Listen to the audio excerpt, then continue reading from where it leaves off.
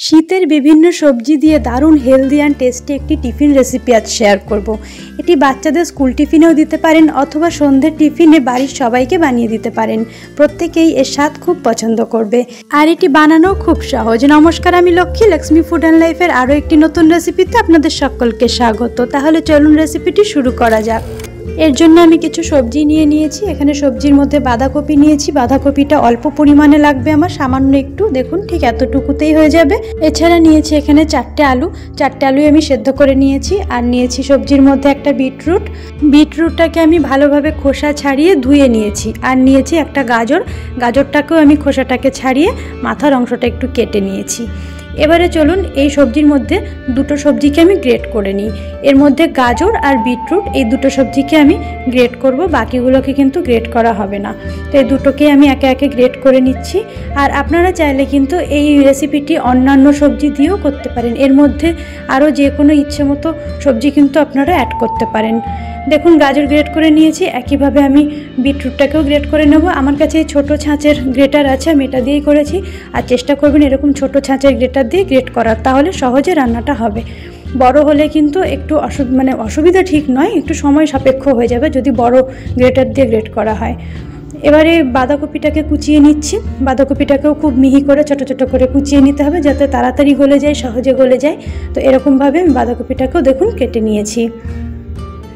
আচ্ছা, এখানে বলে রাখি, আপনারা যারা রেসিপিটি দেখছেন, যদি রেসিপিটি ভালো লাগে তাহলে কিন্তু একটা লাইক করতে ভুলবেন না। আপনাদের একটা লাইকে কিন্তু আমার মোটিভেশনটা অনেকটা বাড়ে।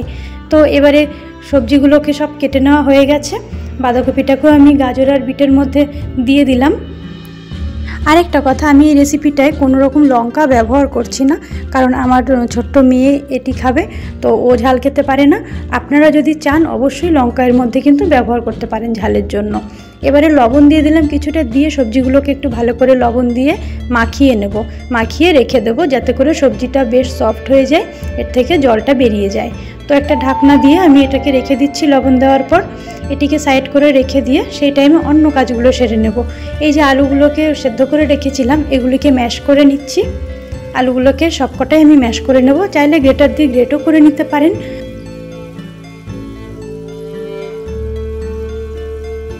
সবকটা আলুই দেখুন আমার ম্যাশ করে নেওয়া হয়ে গেছে। এবারে একটা ফ্রাই প্যান বসিয়েছি, এতে একটা মশলা তৈরি করে নেব এই রেসিপিটার জন্য। তার মধ্যে দিয়েছি বড় চামচের হাফ চামচ পরিমাণে ধনে, গোটা ধনে দিয়েছি। আর দিয়েছি হাফ চামচ পরিমাণে জিরে। আর এর মধ্যে দিয়ে দেবো একই চামচেরই হাফ চামচ পরিমাণে মৌরি। আর দিচ্ছি 8-10টা গোলমরিচ। এখানে গোলমরিচ দেওয়ার কারণে কিন্তু সামান্য একটু ঝাল ভাব থাকবে। তো বাচ্চাদের জন্য যদি বানান তাহলে এইটুকু ঝালই যথেষ্ট। বড়দের জন্য যদি বানান তাহলে আলাদা করে লঙ্কার গুঁড়ো অথবা কাঁচা লঙ্কা কুচি করে কিন্তু রেসিপিটার মধ্যে অ্যাড করবেন। এবারে এটিকে একটু ভেজে নিয়েছি, হালকা একটা সুন্দর গন্ধ ছড়ানো পর্যন্ত ভেজে নিয়ে এরকম একটা হামানদিস্তার মধ্যে নিয়ে এটিকে গুঁড়ো করে নেব। এই যে মশলাটা আমি যতটা পরিমাণে নিলাম, মানে হাফ চামচ করে সমস্ত কিছু, এতটা মশলা আমার এই রেসিপিটার জন্য লাগবে না, এর কিছুটা লাগবে আর কিছুটা মশলা আমি রেখে দেব। তো এটাকে ভালোভাবে গুঁড়ো করে নিলাম। মিক্সিতে দিয়েও গুঁড়ো করতে পারেন। এইভাবে থেতো করে নিলে কী হবে, একটুখানি আধভাঙা অবস্থায় থাকবে, এটা ভালো লাগবে খেতে। ততক্ষণে দেখুন এই সবজিগুলো কিন্তু জল ছেড়ে দিয়েছে। এবারে জল নিংড়ে নিংড়ে সবজিগুলোকে আমি তুলে নেব। এইভাবে জল মাখিয়ে রেখে দিয়ে যদি তুলে নেওয়া হয় তাহলে রান্নাটা একটু তাড়াতাড়ি হয়। সবজিগুলো অলরেডি একটু সফট হয়ে গেছে, জল ছেড়ে দিয়েছে। তা না হলে ডাইরেক্ট যদি কড়াইতে দেওয়া হয় তাহলে কিন্তু সবজিগুলো গলতে আরেকটু বেশি সময় লেগে যেত, সেই জন্য লবণ মাখিয়ে রাখা। এবারে এটিকে আলাদা তুলে নিয়েছি। তারপর কড়াই বসিয়ে এর মধ্যে 1 চামচ পরিমাণে সর্ষের তেল দিলাম। সর্ষের তেল খুব বেশি লাগবে না, সামান্যই 1 টেবিল চামচ দিয়ে ভালো করে তেলটাকে গরম করে নিয়েছি। তারপর এর মধ্যে যে সবজিগুলো লবণ জল থেকে তুলে রেখেছিলাম সেগুলোকে দিয়ে দিচ্ছি। কোনো রকম কিছু ফোড়ন কিন্তু আমি তেলের মধ্যে দিইনি। এবারে এটাকে ভালোভাবে নাড়াচাড়া করে ভেজে নিতে হবে। মোটামুটি লো টু মিডিয়াম ফ্লেমে রেখে আমি এটাকে 5-7 মিনিট ধরে এভাবে ভেজে নিয়েছি। এতে করে সবজিটা একেবারেই গলে গেছে, একদম সফট হয়ে গেছে। আর অবশ্যই যদি পারেন ঢেকে ঢেকে ভাজবেন তাহলে আরেকটু তাড়াতাড়ি এগুলি সফট হবে। দেখুন আমি 5-7 মিনিট বাদে দেখাচ্ছি, এগুলো কিন্তু গলে গেছে খুব ভালোভাবে। এর মধ্যে এবারে আমি ম্যাশ করে রাখা আলুটা দিয়ে দিচ্ছি। আর দিয়ে দেবো একে একে কিছু মশলা। তার মধ্যে দিচ্ছি আমি আদা, গ্রেট করা আদা আছে 1 ইঞ্চি মতো, আদাটা বাটাও দিতে পারেন চাইলে। এবারে এর মধ্যে দিয়ে দেবো স্বাদ মতো একটুখানি লবণ। তো লবণটা কিন্তু এখানে চেখে দেবেন অবশ্যই, কারণ যেহেতু সবজিগুলো লবণ দিয়ে মাখিয়ে রাখা ছিল, তাই এই পর্যায়ে একটু চেখে তারপর দিতে হবে। এবারে যে মশলাটাকে আমি থেতো করে রেখেছিলাম সেই মশলাটা আমি অর্ধেকটা দিয়ে দিচ্ছি এর মধ্যে, পুরোটা কিন্তু দিইনি, দেখুন এতটুকু রেখে দিয়েছি, বাকিটা দিয়েছি। এবারে সমস্ত কিছু একসঙ্গে আবারও ভালো করে বেশ কিছুক্ষণ মিশিয়ে নেব, মোটামুটি 2 থেকে 3 মিনিট এভাবে ভালোভাবে এই সব কিছু একসাথে মিশিয়ে নেব। আচ্ছা, এখানে একটা কথা বলে রাখি, আজকে যারা আমার চ্যানেলে নতুন এসেছেন, যারা নতুন বন্ধু আছেন এই রেসিপিটি দেখছেন, তাদের কাছে একটা ছোট্ট অনুরোধ রইল, প্লিজ চ্যানেলটিকে সাবস্ক্রাইব করে রাখবেন এইরকম আরও নিত্য নতুন রেসিপির ভিডিও পেতে। দেখুন আমি 2-3 মিনিট বাদে দেখাচ্ছি, সমস্ত কিছু একসাথে খুব ভালো করে মিশিয়ে নিয়েছি। যখন দেখবেন এরকম দলা তৈরি হয়ে যাচ্ছে, একদম দলা ধরে উল্টে যাচ্ছে, একটা মন্ড হয়ে গেছে, তখন এটিকে নাবিয়ে নিলাম।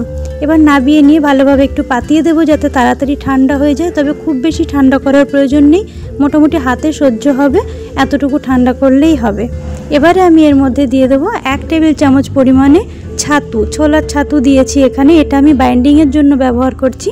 অলরেডি কিছুটা বাইন্ডিং কিন্তু এতে আছে, যেহেতু আলু দেওয়া হয়েছিল, তো আরেকটু প্রয়োজন, তাই আমি ছোলার ছাতু দিলাম। তো আপনারা চাইলে কিন্তু এখানে ময়দা দিতে পারেন বা আটা দিতে পারেন অথবা বেসনও দিতে পারেন। তো আমি ছোলার ছাতুটাই দিলাম, 1 টেবিল চামচ নয়, এখানে আমি ভুল বললাম, 1.5 টেবিল চামচ আমি এটা দিয়েছি। দিয়ে খুব ভালোভাবে এটিকে মাখিয়ে নিতে হবে।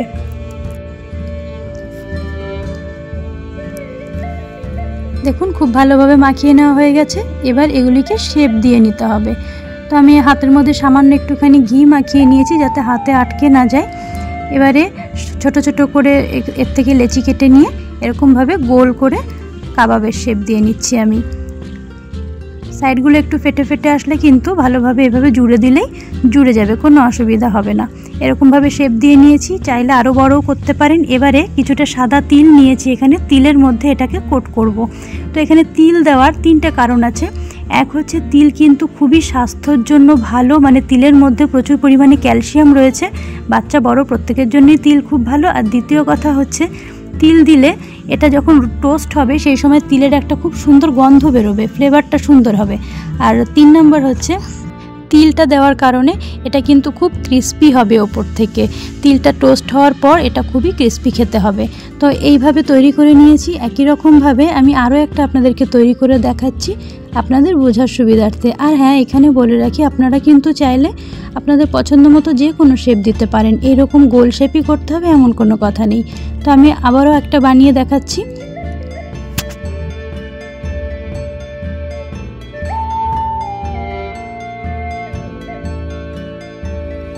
আর একটা কথা বলি, আপনাদের কাছে যদি সাদা তিল না থাকে হাতের কাছে, সেক্ষেত্রে কিন্তু সুজি দিয়েও এভাবে কোট করে নিতে পারেন। সেক্ষেত্রে সুজিটা সামান্য একটু ড্রাই রোস্ট করে নেবেন। দেখুন একইভাবে আমি সমস্তগুলো তৈরি করে নিয়েছি। এবারে এগুলিকে একটু হালকা করে ভেজে নেব। তার জন্য একটা ফ্রাই প্যান বসিয়ে দিয়েছি, তার মধ্যে সামান্য একটু বাটার দিয়ে দিলাম। বাটারটাকে ভালোভাবে মাখিয়ে নিচ্ছি প্যানের গায়ে। আপনারা চাইলে এখানে ঘি দিয়ে বা সাদা তেল দিয়েও ভাজতে পারেন, তবে যেহেতু আমি স্বাস্থ্যকর উপায়ে তৈরি করার কথা বলছি তাই আমি সাদা তেলটা ব্যবহার করিনি। এবারে একে একে সমস্ত কাবাবগুলো এর মধ্যে দিয়ে হালকা করে এপিট ওপিট একটু ভেজে নেব।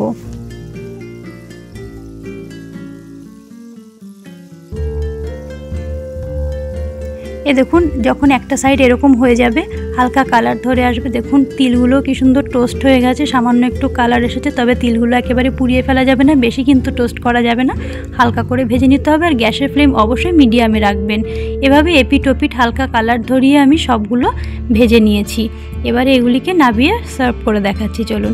দেখুন তৈরি হয়ে গেল আমাদের খুবই হেলদি অ্যান্ড টেস্টি একটি টিফিন রেসিপি। এটাকে ভেজ কাবাবও বলা যায়। তো এটি আপনারা বাড়িতে অবশ্যই বানিয়ে দেখতে পারেন। আশা করছি আপনাদের ভীষণই পছন্দ হবে। আর রেসিপিটি যদি ভালো লাগে লাইক কমেন্ট শেয়ার করতে ভুলবেন না। আর এইরকম আরও ছোট বড় রেসিপির ভিডিও পেতে কিন্তু চ্যানেলটিকে অবশ্যই সাবস্ক্রাইব করে রাখতে ভুলবেন না।